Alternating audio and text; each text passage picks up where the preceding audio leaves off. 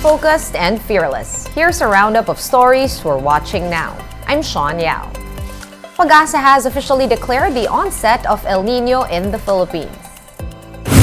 The State Weather Bureau will now be issuing El Nino advisories. So far, the weather phenomenon is weak, but it is expected to strengthen in the coming months. Pag-asa is warning of droughts and dry spells in some parts of the country by the end of this year. But weather forecasters are warning that El Nino could also trigger heavy rains, which means possible flooding and landslides. El Nino is seen to persist until the first quarter of 2024. And El Nino has yet to reach its peak, but already there is a problem in water supply. Over 600,000 households in Metro Manila face possible water interruptions if the rains don't come. The Metropolitan Waterworks and Sewerage System, or MWSS, said water in the Angat Dam is not being replenished. The Angat's water level has declined further to 181.53 meters, or only 1.5 meters away from the critical level of 180 meters. The Angat Dam supplies water to over 90% of households and businesses in Metro Manila.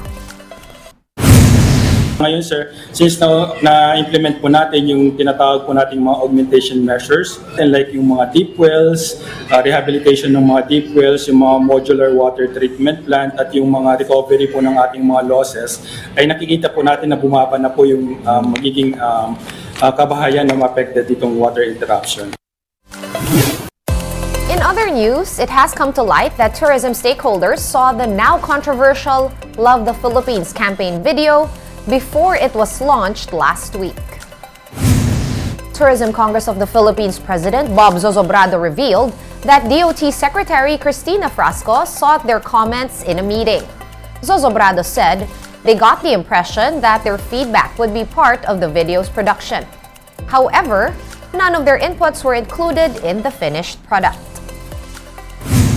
The Secretary did not say in clear terms that this is the proposal. But the fact that we were asked for comments, we got the impression that, our comments would be part of the decision-making process. That's the reason why it was not publicly launched then. But, when we looked at the video, we don't scrutinize where those visuals came from.